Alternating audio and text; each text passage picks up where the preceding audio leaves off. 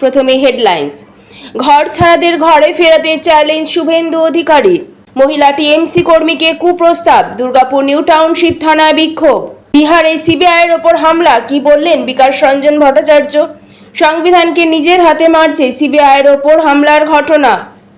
কিভাবে তৈরি হয়েছে শাহাদাত, প্রকাশ্যে বিস্ফোরক তথ্য।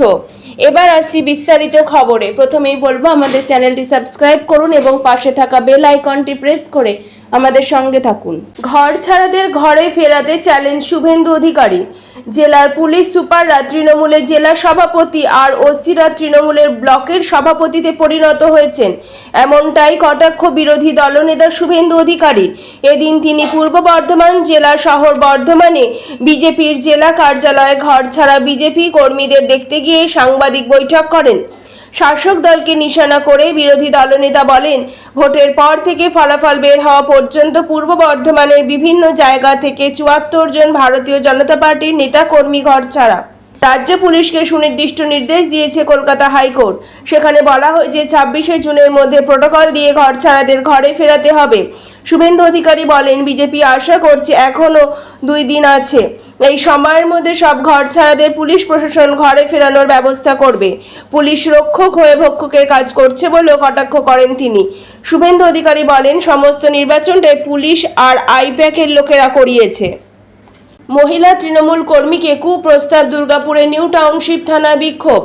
তৃণমূল কর্মীকে গ্রেপ্তার পুলিশের, এখনো অধরা ২ অভিযুক্ত। প্রতিবাদে দুর্গাপুর নিউ টাউনশিপ থানায় ডেপুটেশন, বিক্ষোভ অগ্নিমিত্রাদের। পাল্টা থানায় চত্বরে অগ্নিমিত্রাকে কালো পতাকা দেখিয়ে বিক্ষোভ তৃণমূলের। মদের ঠেকের প্রতিবাদ করায় মহিলা তৃণমূল কর্মীকে কুপ্রস্তাব দিল দলেরই ৪ কর্মীর। অপমানে আত্মহত্যার চেষ্টা মহিলা তৃণমূল কর্মীর, দাবি পরিবারের। আমরাও চাই লোকসভা যেন সুষ্ঠুভাবে চলে, সংসদের বিরোধীদের যেন বলতে দেওয়া হয়। সংসদ বিষয়ক মন্ত্রীর সঙ্গে বৈঠকের পর বলেন সুদীপ বন্দ্যোপাধ্যায়, আমি প্রোটেম স্পিকার হব না, দল চাইছে না, তৃণমূল চায় না ইন্ডিয়া জোটের কোনো ক্ষতি হোক। সুদীপ। অন্যদিকে কাল থেকে শুরু সংসদের অধিবেশন, প্রশ্নকাণ্ডে ফাঁস, একযোগে সরকারকে চেপে ধরতে তৈরি বিরোধীরা। লোকসভা তৃতীয় বৃহত্তম বিরোধী দল তৃণমূলের কাছে সংসদ বিষয়ক মন্ত্রী। তৃণমূলের লোকসভা নেতা সুদীপ বন্দ্যোপাধ্যায়ের সঙ্গে সাক্ষাৎকারে রিজিজুর নিটে বিরাট দুর্নীতি, আমরা ছাড়ব না, হুঁশিয়ারি সুদীপ বন্দ্যোপাধ্যায়। সংসদে আলোচনার দাবি জানাবো, সুদীপ। প্রশ্নপত্র ফাঁস নিয়ে মোদী শাহের বক্তব্য কি জানতে চাইব, সুদীপ। সরকার চায় সুষ্ঠুভাবে চলুক সংসদের অধিবেশন, সুদীপের সঙ্গে সাক্ষাতের পর বললেন সংসদ বিষয়ক মন্ত্রী কিরেন রিজিজু। বিহারে সিবিআইয়ের ওপর হামলা, কি বললেন বিকাশ রঞ্জন ভট্টাচার্য। এবার এনডিএ শাসিত বিহারে সিবিআইয়ের ওপর হামলা। ইউজিসি নেটের প্রশ্নপত্র ফাঁস তদন্তের তল্লাশির সময় হামলা। সিবিআইকে ঘিরে ধরে হামলা ২০০-৩০০ জনের। বিহারে নবাদায় সিবিআইয়ের ওপর হামলা। দুর্নীতি ঢাকতে বারবার এজেন্সির ওপর হামলা। সিবিআইয়ের ওপর হামলা, গ্রেপ্তার ৪। কি বললেন বিকাশ রঞ্জন ভট্টাচার্য। প্রশ্ন ফাঁস কাণ্ডের মাস্টারমাইন্ড অমিত আনন্দের ফ্ল্যাটে মিলল বেশ কিছু ব্যাংকের এটিএম কার্ড। অমিত আনন্দের ফ্ল্যাটে মিলেছে বেশ কিছু ব্যাংকের পাসবুকও, অ্যাকাউন্ট নাম্বার লেখা বেশ কিছু চেকও মিলেছে অমিত আনন্দের ফ্ল্যাটে। সূত্রের খবর, মিলেছে PAN card, Aadhaar card, school certificate, driving licence, admit card.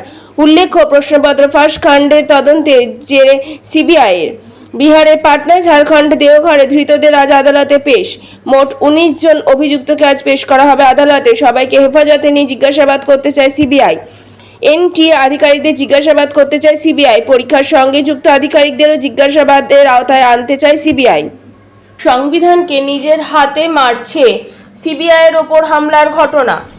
এবার এনডিএ শাসিত বিহারে সিবিআইয়ের ওপর হামলা। ইউজিসি নেটের প্রশ্ন তদন্ত ফাঁসের তল্লাশির সময় হামলা। সিবিআইকে ঘিরে ধরে হামলা ২০০-৩০০ জনের।